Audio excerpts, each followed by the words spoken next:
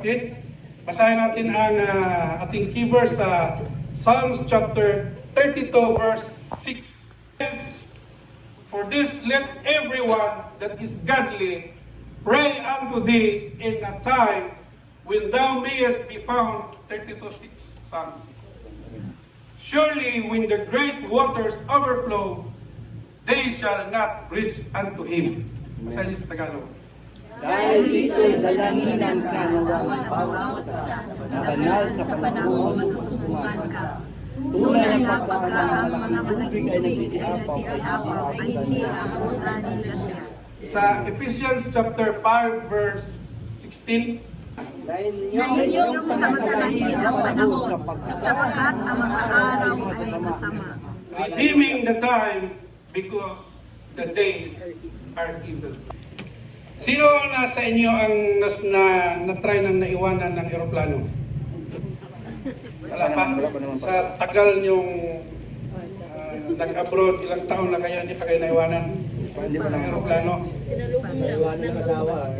Iwanan ng mga boyfriend tsaka girlfriend. Mamaya. Sorry. Itatanong ko rin yun. Pero naiwanan sa eroplano, wala pa. Si Pastor George minsan pumunta kami Riyadh. Kasama yata sila Pastor Vincent. Matrix yun si Pastor George. Nung bit-bit niya yung, nagaganyan siya kay Pastor Vincent ng ano, tapos yung quote niya, dala niya, takbo siya ng takbo. Ano niya, hanggang sa pagdating niya, pero hindi pa siya naiwanan, nakapasok. Si Brother Lito at si Brother Jerwin ang naiwanan, di ba? Tapos, nagawa, naiwanan sila, umili sila na ulit ng ticket. At napakalaking paberya pagka naiwanan ng plano. So, salamat sa inyo, mga on time kayo. Ako, naiwanan ako, naalala ko, barko.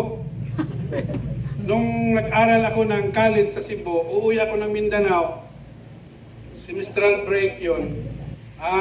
Dahil sa traffic, galing akong Lapu-Lapu, papuntang Pier 3 sa Cebu City, sa traffic, di na umabot. Pagdating ko doon sa Damyo, yung parang ano niya, kaalis lang ng barko. Hindi na talaga ako nakita, tanaw ko na lang. Wala akong gumawa, kumakaway-kaway na lang. Pamansin na lang. Bye. So napakahirap na maiwanan dahil malaking aberya. Yes. Ang ginawa ko nun, bili ka ulit ng ticket, di man ma-refund agad yun. So bumili ka ulit ng ticket para makasakay ka. Pag sa barko, mas lalo, mas mahal. No? So, sino mga na iniwan din? Naiwan din ng asawa. Tatanong mo, masyado kayong advance eh. Ayaw yung sumagot. Ang kamay dyan, Ayaw yung sumagot. walang naiwan or baka kayo ang nang-iwan. Ayun lang. Ano ka bro? Ikaw ang nang-iwan or ikaw ang iniwan? Ano yan? Tinadhana pero hindi ang pinagtagpo pero hindi tinadhana. Parang ganun. At sino sa palagay nyo na parang naiwan na talaga? Iba kasi yung naiwanan kasi nagkaroon yon. Yung naiwan, ito si sister, naalala ko noon, sinabi ko sa kanya, bigyan ka ng Panginoon ng asawa, mabait na asawa. Absolute. Ano namin doon nag-aaral tayo? Sabi ko, Ano ba? pag bigyan ka ng asawa ng Panginoon, hindi lang mabait. Oh. Magandang lalaki pa. Lord. Basta maglingkod ka sa Panginoon. Yan si Lord. Kasi palagi ko, munti ka na manalangin sa mahal na Birhen. Alam niyo yung panalangin sa mahal na Birhen? Bisaya lang kasi, pero i-translate niyo yung isang Bisaya dito. Ito, sasit mo daw. Sasit mo. May matanda, may edad na ba? Tapos siyempre, pag babae kasi na mga nasa mga 18 to 20, ang taas pa ng standard niyan. Di ba? Ang taas ng standard niyan, pag ganyan pang edad, sabi ko, gwapo, una yan. Maganda ang trabaho. Yan ang standard ng mga bata pa. Pagka nagka 22 to 27, iba na yan. Nababawasan yung standard niyan. Ang panalangin yan sa Panginoon, ang una nung panalangin ng una, Panginoon, gusto ko yung gwapo, may trabaho, mabait, lahat na, yung medyo may edad na, 25, 23, 27 na, nabawasan na ng Panginoon. Okay na, hindi masyado gwapo. Basta may trabaho. Ano yung panalangin? Kasi, ano pa eh, pag nag-30 na, nag-28 na, babae ito ha, babae. Kami na lang, wala kang problema, kahit 40 ha. Ito na kami, pa kami. Yabang, you know? Pagka 30 na, 27 na 30 na, Panginoon, kahit hindi na gwapo, basta may trabaho. Sold na ako doon, Panginoon. Sold na ako. Pagka ano na, wala pa rin. 31 to 40. Ano sa palagay niyo yung panalangin niya? Hindi talaga ba dito? Gagaling na to ah. Ha? Sabi nito, Panginoon, basta lalaki. Totoo. Hindi na. Kahit wala trabaho pa sir. Ha? Kasi, palagay niya, maiiwan na siya eh. Ano yung train? Panginoon, maiwanan ako sa train na parang mapapalis na yung train na. Basta lalaki, Panginoon, ayos na. Wala pa rin. Ay, na 40 na. Pataas. Sa Panginoon, kahit balo lang ang kahit single dad. Ayos na. Kahit balo, Panginoon, basta bigyan mo lang ang asawa. Hanggang wala pa rin.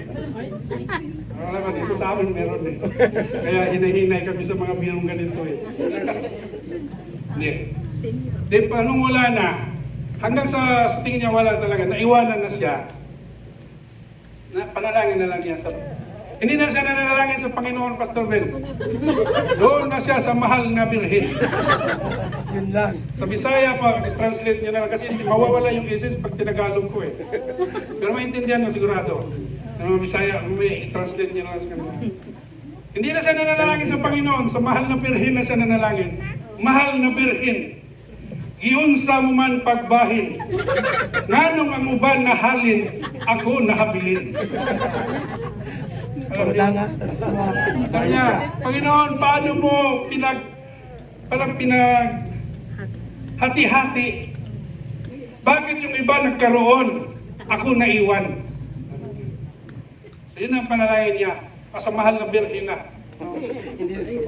Pero mind you mga kapatid, kung naiwan ka man na dahil hindi ka nakapag-asawa, okay lang yan. Okay lang yan mga kapatid. Naiwan ka sa barko, naiwan ka sa aeroplano, okay lang yan. May paraan pa yan. Kaya dahil buhay ka pa. Ang problema mga kapatid, kung maiwan tayo sa rapture at sa pagbabalik ng Panginoon. Dahil doon mga kapatid, wala nang second chance. Amen. Walang take two mga kapatid. Kaya sabi ko sa inyo, sa mga bisita, sa mga hindi pa tumanggap sa bautismo sa pangalan ng Panginoon, ito yung araw. Huwag niyong sayahin. Amen. We are running out of time. We are in the last days mga kapatid. Kaya let me bring the preaching entitled, Running Out of Time. Nandito na tayo sa huling mga araw. Sabi nga, hindi nga huling mga araw, kundi sa kahuli-hulihan mga araw, mga kapatid. Lahat ng mga tanda ng Biblia, nakikita na natin. Kalilindol lang ng Davao, ng Jinsan, mga kapatid. Yung iba, nakikita mo doon na yung mga iba nung gumuho yung Jollibee, parang gumuho din yung mundo nila. Dahil hindi na sila makakain ng Jollibee.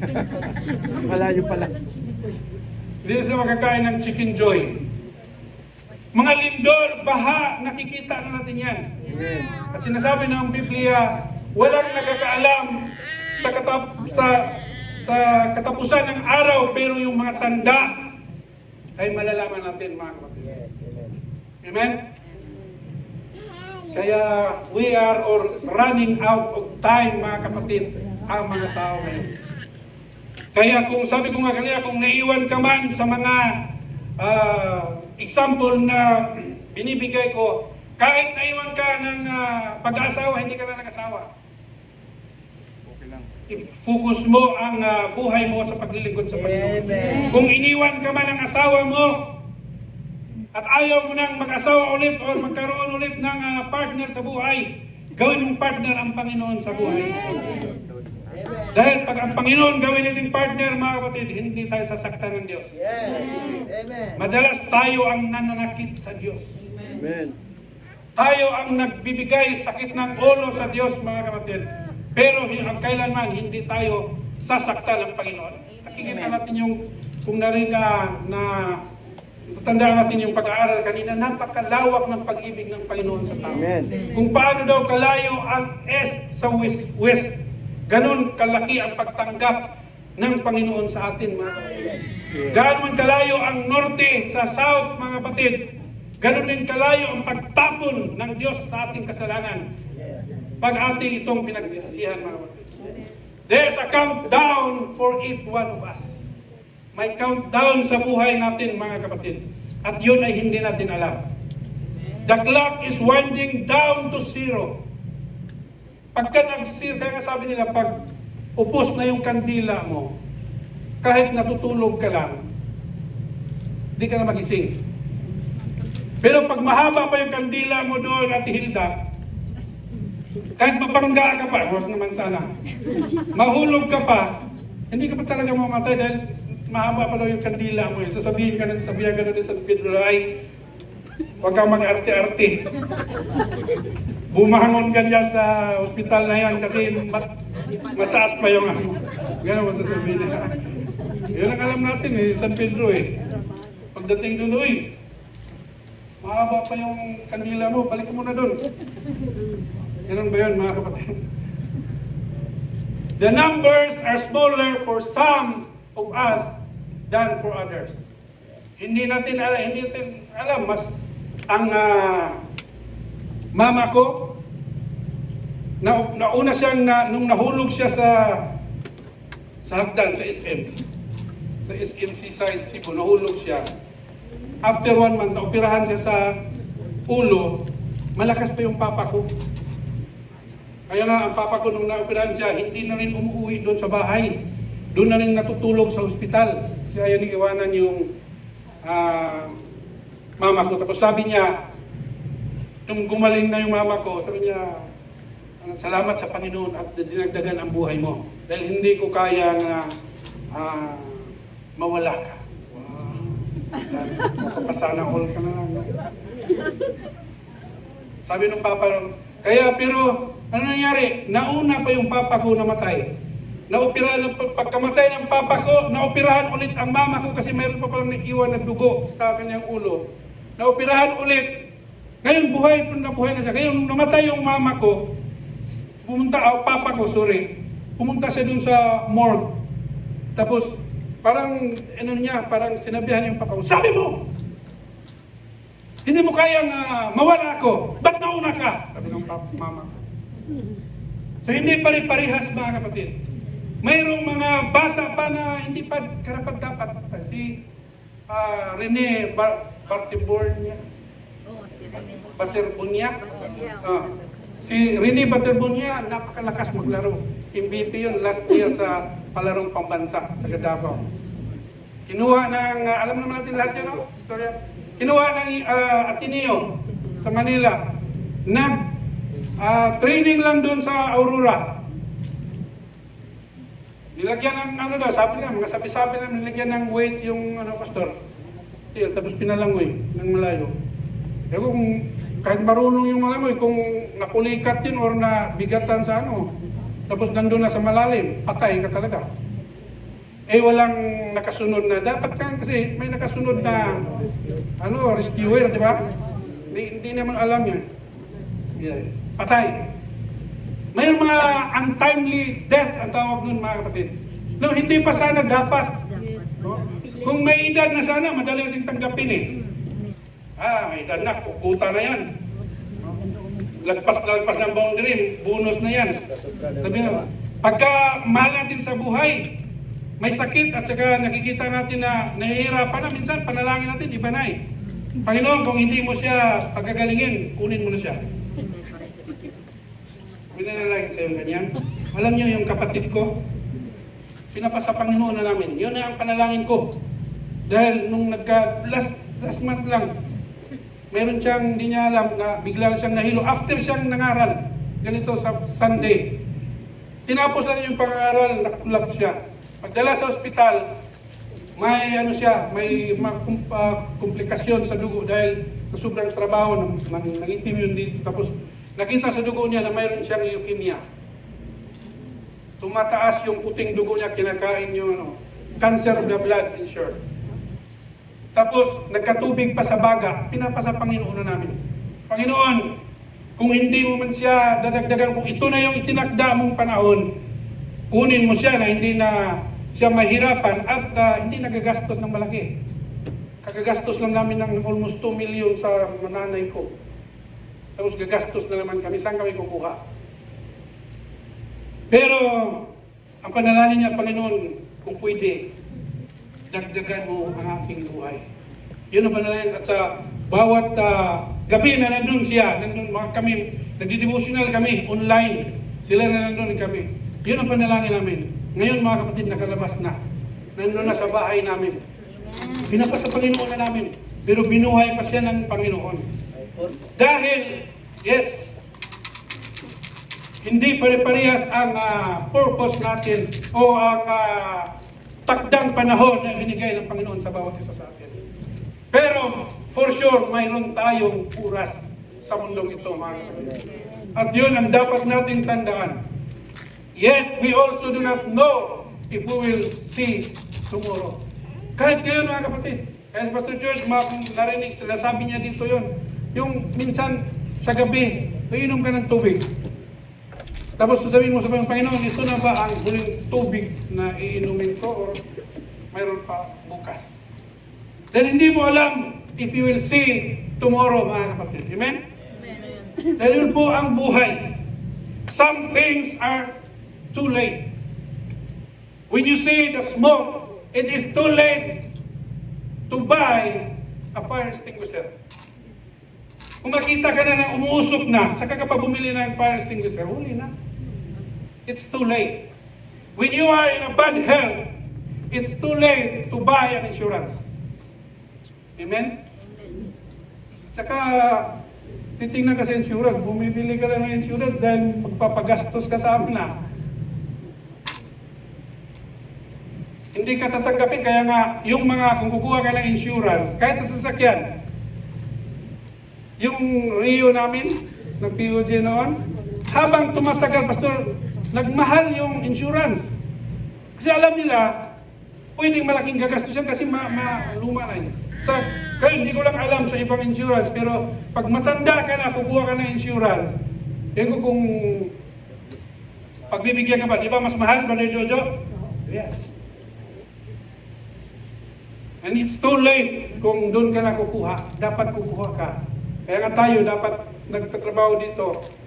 Pagdating natin, kailangan kasama na yung insurance. Hindi tayo bibigyan ng ikama kung wala kang insurance. Amen. There are not a few who will say before operation that I wish I have taken better care of myself. Pag nandun ka na sa operating room, dahil uoperahan ka dahil sa diabetic ka, huli na pagka magdadiet, mag-iisip ka pang mag-diet, magbawas ng sugar, uoperahan ka na eh. It's too late. Some will realize the bad choices they made often when it is too late. Nasubukan niyo mga kapatid. Doon pa natin marirealize na ang mga choices na pinili natin ay hindi pala maayos pag nandun na sa huli. Kaya nga, wala daw nagsisisi na nauna. Pero si Pastor George, mayroon siyang nakitang tao nagsisisi na nauna siya sa pagsisisi. Oh. Nakwento niya yan, hindi? Kwento ko? Okay lang sa inyo? Talaga, pagkakwento, Mga marites talaga. gusto nyo eh. Marites talaga eh. Maritin na, pero sabi lang naman niya, nagkwento niya, tawang-tawa ko. Alam mo yung nangyari? May kalabaw siya, kapitbahay nila. Bininta niya. Kasi para daw, bininta ba yun? Tapos bibili siya ng iba. Yung binili niya, gamit na gamit yun. Tapos yung nabili niyang, payatot. Tapos, kaya papayatot, ayaw kumain ng, kahit anong pagkain yung magagandang damo. Hindi kumakain. Kaya habang hila-hila niya yung kalabaw, sisig-sisi siya. Pwede nauna siya sa pagsisisi. It makes sense, hindi? Hindi yata eh. Namulit sa kalabaw eh. Hila-hila niya kapag pambihirang buhay ito. Kung alam ko lang, hindi ko na sana bininta. Kaya nauna, yun lang daw ang alam niya na nauna ang pagsisisi. Nauli yung pinagsisiyan. Sinauna sa sila. Kasi dapat nauna siya sa pagsisisi. Amen. Okay pa mo dyan? Parang ngayon nilang na-gets Parang hindi ka hits. Ang pinaka-basic example na alam ko, marami sa atin na alam, sa Biblia ay yung 10 virgins.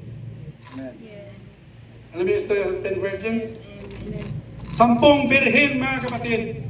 At yun ay inahalintulad ng Panginoon. Ang kaharian ng Diyos ay kagaya ng 10 birhen. Na silang lahat ay naghihintay sa pagbalik o sa pagdating ng kanilang mapapangasawa. Ibig sabihin, mga kapatid, kung i-relate natin sa ating Christian life, lahat yun ay Christian. Yes. Dahil birhen sila, lahat sila Kristiyano. But the problem is, habang silang 10 ay naghihintay, may problema ang 5 sa kanila. Anong problema nila? Ang problema nila ay yung 5, walang oil. Sa Bisaya, walang oil. Madala. Walang langis ang 5. Huwag kang tumawa to, parang hindi ka Bisaya Ate Joseph, hindi ka Bisaya. Yung 5, walang oil. Yung 5 meron. Yun ang pagkakaiba sa 10 birhen. But mind you, virgins describes us, they are also believers. They are Christians, mga kapatid. Naglilingkod sila sa Panginoon. Parehas sila naghihintay sa pagbabalik ng Panginoon. But the problem of the 5 virgins is wala silang oil, mga kapatid. Walang silang dalang langis. Yun ang kaibahan nila. At sana wala sa atin dito, mga kapatid, na naghihintay sa Panginoon na walang langis. Dahil kung darating bigla ang Panginoon, we are running out of time to buy for an oil for your consumption, mga kapatid. Huli na ang lahat, pag doon pa tayo bibili ng langis. At alam niyo yung langis, mga kapatid, na lalarawan dito, walang iba, mga kapatid, kundi ang banal na Espiritu. Amen. Lahat sila, tinatawag na birhen, ibig sabihin lahat sila tinatawag na Christian, believers. Maaring iba naglilid dito ng song leading, tumutugtog, nagtuturo, whatever, may ministry. Dahil naghihintay sila sa Panginoon. But the problem is, wala pala silang oil, mga kapatid. Walang banal na Espiritu. Dahil bakit? Dahil ang banal na Espiritu, pag hindi natin yan nire-refill sa buhay natin, kahit natanggap natin noong nakaraang Friday, noong nakaraang buwan, noong nakaraang Gen-Con, o noong nakaraang mga araw, kung hindi natin yan ikikip sa buhay natin, mauubos yan, mauubos. Sa pagkikibaka natin sa mundong ito. Pastor Vincent nga, minsan nabanggit niya, minsan nahulog nga yung bunga niya. Minsan lang ba? Buti lang, dinampot naman daw niya agad. Pastor George, ganun din. Galing kaming Gincon, hindi natin po. Hindi lang kami pinapasok dun sa CR dahil naglinis yung mga laglag na yung bunga eh. Kasi iihi na, tapos hindi ka papasukin. Ang ginawa ko, tumakbo ako dun sa kabila. Yung pala, napagalitan na nila yung nag-aaral yun, pati sila Kuya Glenn. Mga ganun mga kapatid. Kaya, kailangan natin bumabalik-balik lagi sa gawain ng Panginoon. Ito yung purpose mga kapatid, na kahit pagod tayo, puyat tayo, walang tulong, Sister Tina, Pastor Tina, pupunta tayo sa gawain dahil hindi ma-refill ang spiritual needs mo kung natutulog ka lang doon sa bahay mo. Hindi ka magkakaroon ng spiritual na strength kung nandun ka kung saan-saan mga kapatid. Kahit kain ka pa ng kain dahil dito ka lang i-refill ng Panginoon sa gawain niya. Kaya kung ayaw natin mahilag tulad mga kapatid sa 10 birhen, ano ang problema mo? Ano man ang pinagdaanan mo? Ano man ang sitwasyon mo sa buhay? Come into the house of God. Dahil dito, pupunuin ka ng Panginoon. Dito ipapaalala sa iyo ng Panginoon. Dito ka bubusugin ng Panginoon. Dito ipapaunawa sa Panginoon ang kailangan mo. Sabi ito, it is too late. It is not too late yet. Sabi niya, but why take a chance? Most people have a Bible. Amen? Sino mo walang Bible sa inyo? Kahit electronic. Pag may cellphone ka, may Bible ka na. Amen? But do not take time to read and study. May Bible tayo, pero iilan lang sa atin or most of us mga kapatid, hindi tayo nakapagbasa araw-araw. Amen. Tabi-tabi po. Kung tinamaan ka, buti nga sa'yo. Mayroon tayong Biblia. Pero meron ba tayong panahon? Binigyan ba tayo ng panahon na magbasa araw-araw? Minsan, salamat na lang sa mga nagpo-post, Brother Lorenzo, sa Facebook. Dahil kahit nagbabrowse tayo sa Facebook, may verse doon pinupost, Brother Lorenzo. Pero hindi dapat yun. Dapat doon tayo nagbabasa sa Biblia. Amen. Hindi naman tayo sobrang dogmatic Christian na yung iba kasi ayaw nang magbasa na dito. Gusto nila doon daw kasi yun talaga. Parehas naman, depende sa atin dito. Ang alaman na dala-dala mo sa trabaho, madadala ka ng Biblia, it is not ideal. Amen? Amen. Pero habang, may istorya yan mga kapatid. Kung na-share ko na sa inyo dito, pero hindi ko na maalala. So kung na-share ko na for the sake sa wala. Mayroong isang tao ba? May isang pamilya.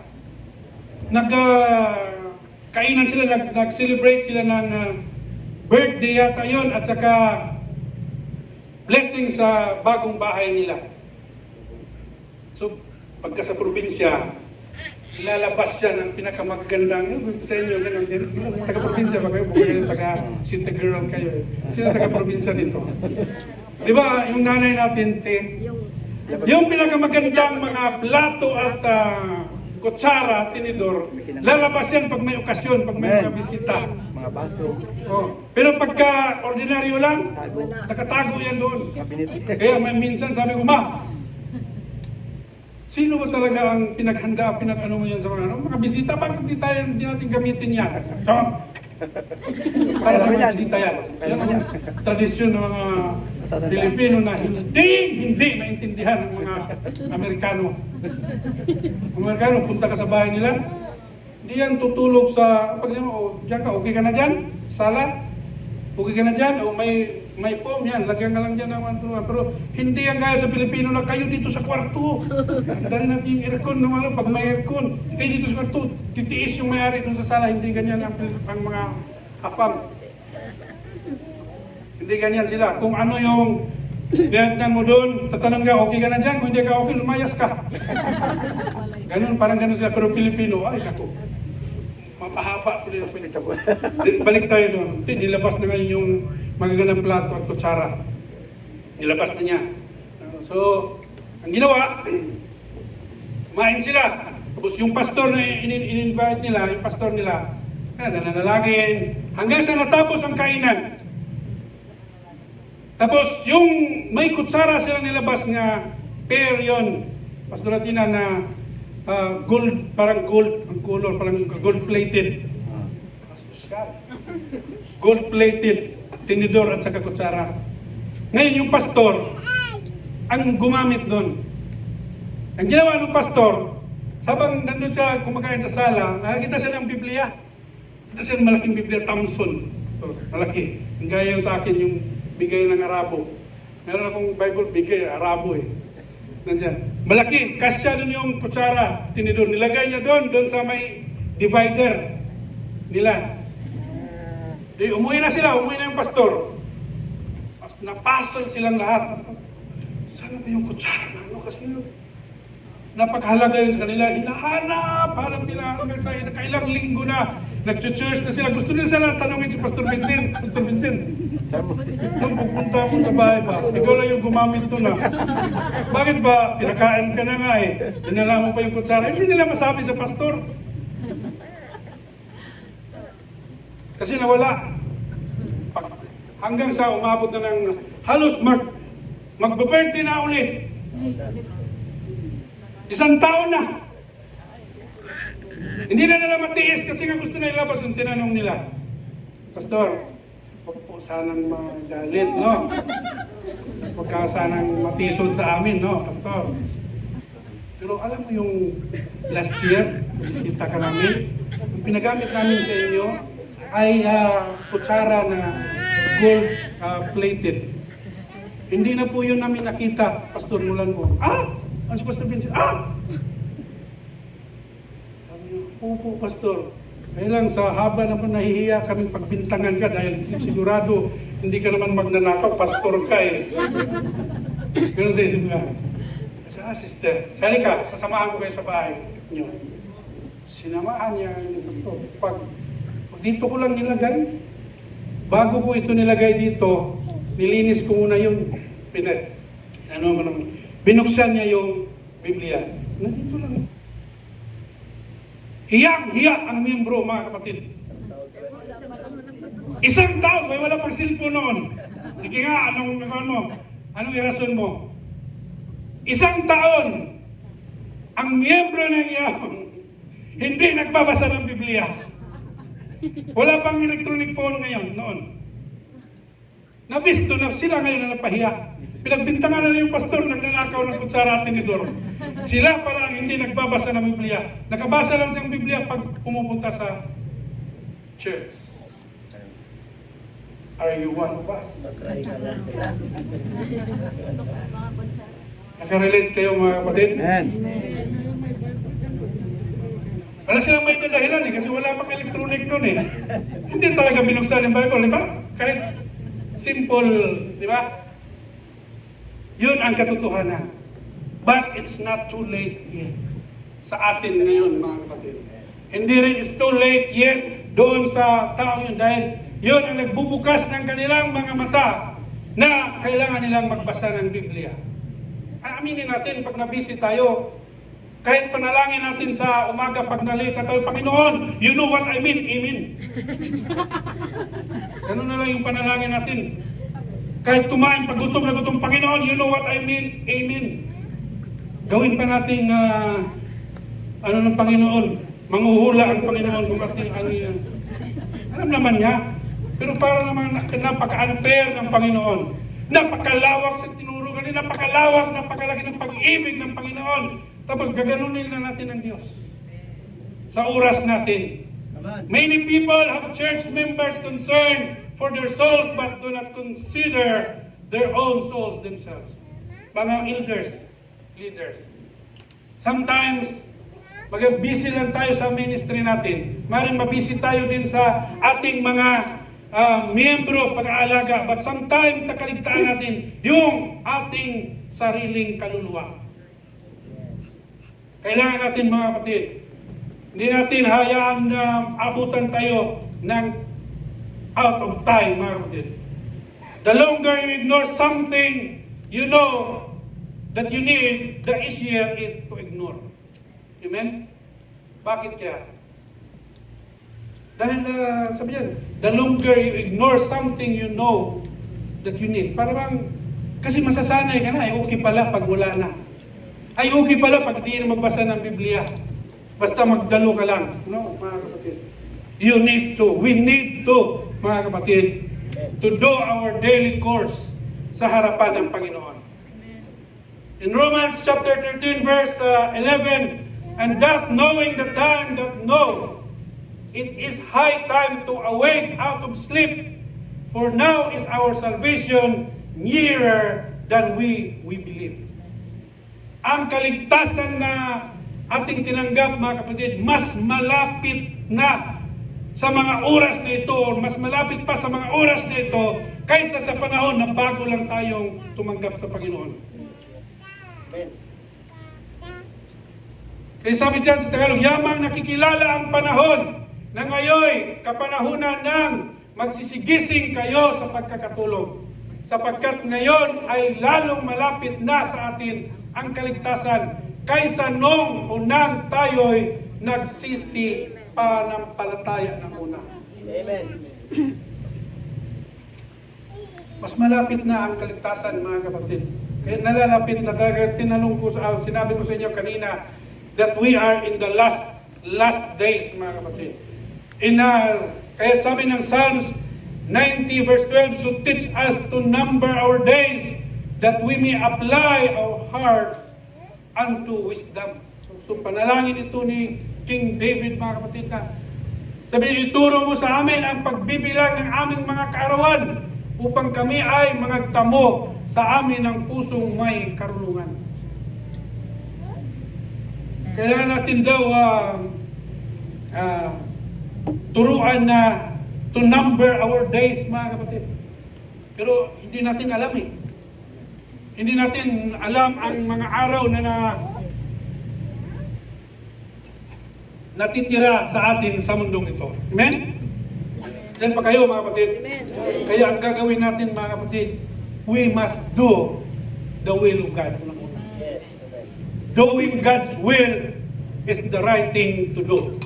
In Matthew 7:24-25, therefore everyone who hears these words of mine and acts upon them may be compared to a wise man who built his house upon the rock, and the rain descended, and the floods came, and the winds blew, and burst against that house, and yet it did not fall, for it had been founded upon the rock. Ang tao daw na nakakakinig, tayo mga kapatid na nakakinig sa salita ng Panginoon, at ginagawa natin ito, sinusunod natin ito, hinahalin tulad tayo sa tao na nagtatayo ng kanyang bahay upon the rock. Na dumating man yung bagyo, unos sa buhay mga kapatid, nananatiling nakatayo ang taong yun, ang bahay na yun, o ikaw na tao na hinahantulad sa bahay na yun, nakatayo dahil saan ka nakatayo mga kapatid, o naka-angkla ay doon sa bato. Amen. Yun po ang dapat nating gawin. Napakarami na nating narinig na mga pangangaral. Napakarami na nating narinig na pag-aaral mga kapatid. Sa mga hindi pa tumanggap sa Panginoon, I challenge you. Tanggapin nyo ang Panginoon unang-una sa bautismo, sa pagsisisi at sa bautismo sa tubig sa ikapagpatawad na yung kasalanan. Ito na yung sabi ng Biblia in 2 Corinthians 6 chapter 2, kung hindi ako nagkamali mga kapatid, now is the day or the time of salvation. Hindi bukas mga kapatid, dahil tomorrow is uncertain. Hindi natin alam ang bukas. Hindi natin alam kung may sisikat pa ang araw sa buhay natin. Hindi natin. Yan, sabi diyan. Sapagkat sinasabi niya, sa panahong ukol kita'y pinakinggan, at sa araw ng pagligtas kita'y sinakluluhan narito, sabi niya, ngayon ang panahon ukol, narito ang araw ng kaligtasan. Hindi bukas, mga kapatid. Dahil bukas, it's too late. When the operation begins, it's too late to take vitamin. Gayon kanina. Kung mag-umpisa na operahan ka, it's too late for you to take vitamin C. When the battle begins, it's too late to train the troops. Kaya nung si Gideon, out of 32,000, binawas ang 22,000, 10,000 ang natira. Nadaramihan pa yung Panginoon, dalhin mo sila sa ilog para ititrain yun. Ititrain yung mga sundalo dahil papunta sila sa gira. Kakalabanin nila ang napakarami. Kaya tinitrain muna ang troops niya. Ang last na training doon is yung doon sa ilog. Sa 5,000, napakarami pa yan, Gideon. Hindi lang makapag-salita si Gideon. Panginoon, grabe ang tama na yan. Dahil napakarami yan. Bakit? Dahil ayaw ng Panginoon na mananalo sila ni Gideon na sa pamamagitan ng kanilang dami, sa kanilang lakas. Gusto ng Panginoon na underdog, mga kapatid. Ganon din sa ating buhay. Walang pakialam ng Panginoon kung underdog tayo. Mas marami yung kalaban natin, marami ang problema natin. Basta kasama natin ang Panginoon, tayo po ay mananagumpay. Amen. When the battle begins, it's too late to train the troops. When the whistle blows, it is too late to teach a game plan. Sino mahilig sa basketball? Kaya nanood ng championship game 4, Daniel Lorenzo. Sayang naman ano? Pagkatalo, lamang ng 29. Tapos natalo pa. Bilog nga yung bola. No, kaya sa panahon yun, wala na ho. Ganun paggagawa yung coach ng game plan. Hindi siya nag-game plan, yung lamang pa sila. Patay oras tayo. Nung pumito na time na wala na, huli na. When the flood waters arise, it's too late to find a rock foundation. When Satan attack, they only can resist who have put on the whole armor of God. Kailangan natin ano ba yun sa Tagalog, yung isuot. Sa Tagalog na pala yun. Isukbit or ang armor of God. Dapat ngayon natin ibihis, mga kapatid, ang armor of God. Hindi yung pag naririnig na natong umuungal yung leon, mga kapatid. Dahil pagka huli ka na, you are running out of time. Pagka doon ka pa. Kaya kailangan natin, mga kapatid, ang pinaka-the best weapon para tayo maging handa sa anumang laban, mga kapatid, is prevention. Alam nyo, ang mga boksingero, hindi yan sila puro, yan si Pacquiao, hindi siya umaabot ng 8 weight division champion kung puro lang siya training. May mga oras, mga kapatid, na ginugol niya ang kaniyang panahon sa panunood ng mga moves ng kalaban niya. Para pag-aralan kung paano talunin, mga kapatid. Ganon din sa ating paglilingkod sa Panginoon. Kailangan maging sensitive din tayo sa atake ng kaaway. Hindi yung ganon pa tayo, kasi sabi nga nila, doon pa tayo mag-sign of the cross pag kumidlat na. Di ba? Naalala nyo sa saya. Kaya pa manguros, kidlat na. Wala, late na. Tapos na, paano pagka, kasi tapos yung kidlat pa naman, yun yung delikado kaysa kulog, di ba? Yun ang nakakasunog eh. Hindi naman yung kulog parang ano na eh, huli na yun eh. Kung doon ka pa sabi nga sa mga una nating pananampalataya. Kaya pagka manguros, kung kidlat na, huli na, mga kapatid. No, kaya we know, no, kung paano natin ito ipiprevent, mga kapatid. Na kung ano man ang mangyayari o ating hinatnan. No? Kaya kung ayaw natin na sumalang doon sabi ko kanina, it is too late to take up pills when you are in the operating room. Kaya ang gawin natin, eating the right and living and healthy lifestyle to prevent sickness and disease. Ganun ang gagawin natin, mga kapatid. Everybody knows that just walking a mile each day would improve your health very much. But who does it? Not many. Alam natin, si Ka sa amin, ilan kami doon sa bahay, buong building. Pero si Ka Jojo lang ang may perseverance na maglakad hapon-hapon. Ako noon minsan sumasama ako, pero nung kada lakad ko sumakit ang dito ko, parang magkakasakit pa ako dito. Doon na lang ako mag-walking sa panaginip ko. Minsan nakarating pa akong Canada. Nakarating akong Amerika. Sa panaginip lang. So buying the fire extinguisher before there is a problem is a wise. And what is prepared in a fire happens.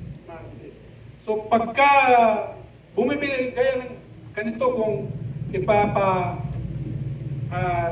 sorbe natin to, kailangan talaga natin bumili ng fire extinguisher. No?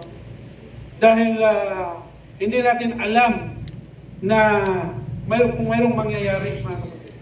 Kaya hindi natin alam na anytime pwedeng yung tiyuhin ko, yung 3 palapag yung bahay nila. Sa baba, church. Sa pangalawa, mga anak niya nakatira. Doon sila sa taas. Habang nandun sila umalis sila, mga bata lang naiwan, nagka-spark siguro doon, nasunog.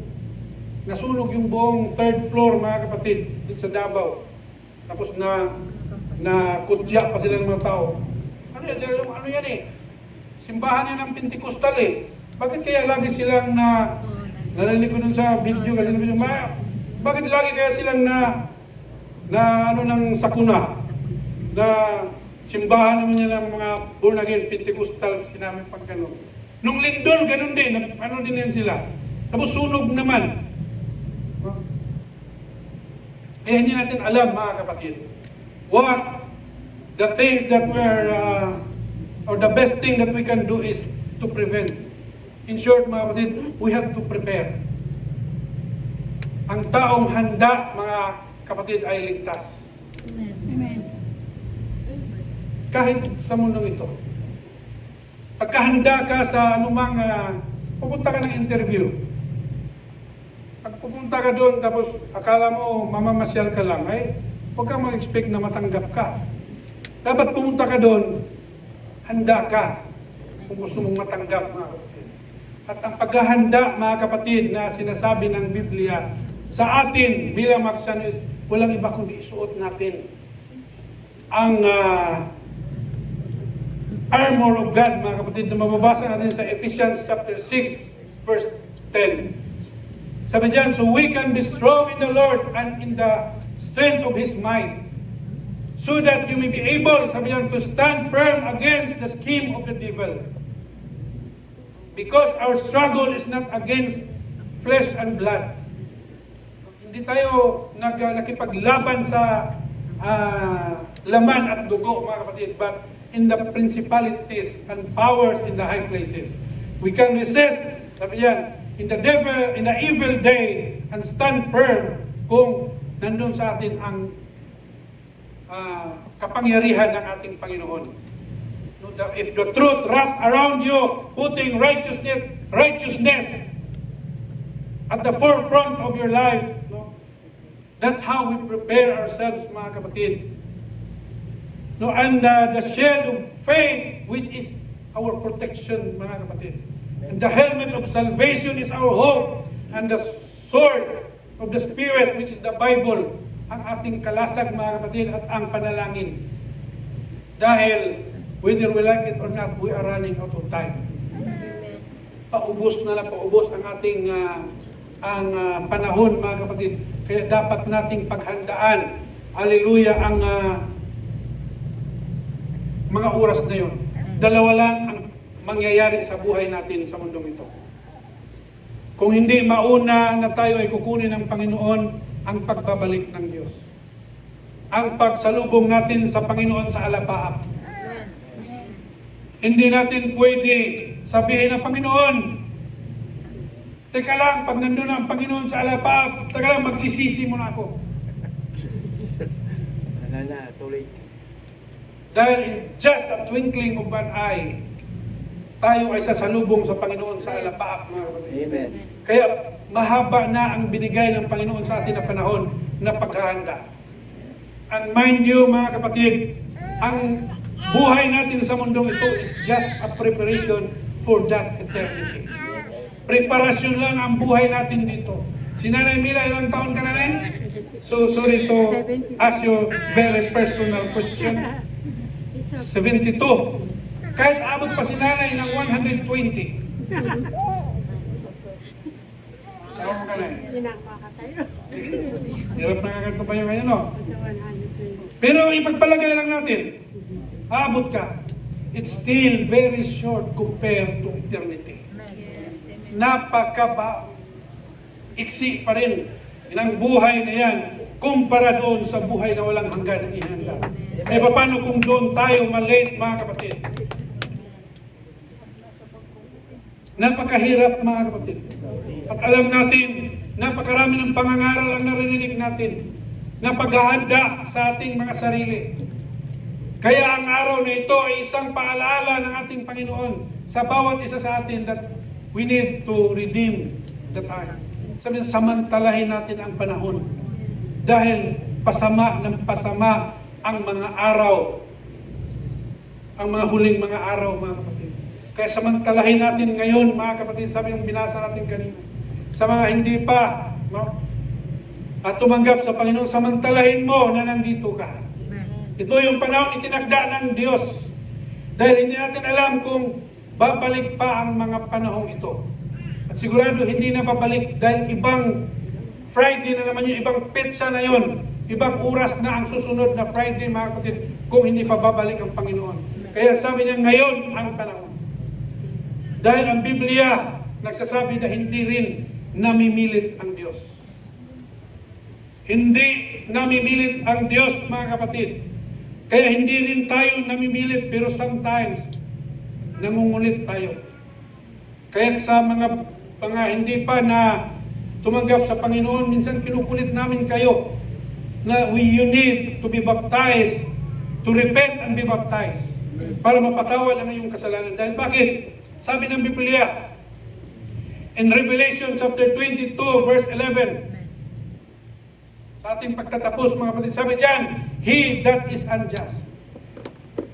Sila ng mga liko, sabi diyan, ay magpakaliko pa. At ang marumi ay magpakarumi pa. Pinilit ka ba ng Panginoon? Hindi. Ikaw na liko, kung pipiliin mo na hindi sumunod sa Panginoon, magpakaliko ka pa, sabi niyan. At ikaw na marumi, kung ayaw mong maging linisin ng Panginoon, gaya na basa kanina na paputiin niya gaya ng bagong paligong tupa, balahibo ng tupa, or as wall. Kung ayaw mong maging malinis din, magpakarumi ka pa, sabi ng Biblia. Pero, sabi dito, ikaw na matuwid, magpakatuwid pa. At ang mga banal ay magpakabanal pa. Hindi naman pilit ang Diyos. Pero ikaw ngayon na matuwid na, magpakatuwid ka pa, sabi ng Panginoon. Ikaw na banal, magpakabanal ka pa because we are running out of time. Maaaring hindi na natin alam ang bukas, mga kapatid. At sa verse 12, sabi niya, narito ako'y madaling pumaparito at ang aking gantimpala ay nasa akin upang bigyan ka ng kagantihan ang bawat isa ayon sa kanyang gawa. Hindi tayo husgahan ng Panginoon, mga kapatid, kung paano natin inumpisahan ang buhay natin bilang Kristiyano. Hindi ka huhusgahan nung panahon, Brother Randy, na nagtutungits ka pa. Ito yung tutungits ka yata dati talaga. Hindi ka husgahan, Pastor Vincent, na nanununtok ka pa kay Sister Mercy noon. Nabanggit mo niya sa iyo, nabanggit niya rin sa POJ. Hindi ka huhusgahan ng Panginoon doon. Hindi ka huhusgahan ng Panginoon na Brother Sandy, nung nag-chicks ka pa, nung nakabahag ka pa. Hindi ka huhusgahan ng Panginoon yung necktie mo dito pa sa baba. Huhusgahan ka ng Panginoon na yung necktie mo dito pala ilalagay. Gaya ng patutuo na hindi kong patutuo mo dito sa POJ, hindi mo makalimutan. Dito mo pa nalaman, dito tayo huhusgahan mga kapatid ng Panginoon sa mga huling araw na ginawa natin sa ating buhay. Kaya walang pakialam ang Panginoon kung anong buhay natin noon. Minsan tayo lang ang mainteresado pang balikan yon mga kapatid. Pero ang Diyos ayaw na niya. Nilimot na niya. Kaya sabi ng Panginoon, I will remember your sin no more. Hindi na inaalala, pero minsan tayo inaalala pa natin. Ang masarap yung balabang. Bago pa na Tayo lang mga kapatid, pero ang Panginoon ayaw na niya. Dahil hindi tayo husgahan ng Panginoon kung paano tayo namuhay noon. Husgahan tayo ng Panginoon sa mga araw na ito at sa katapusang hininga natin sa mundo ito. Tayo tumayo mga kapatid, hallelujah.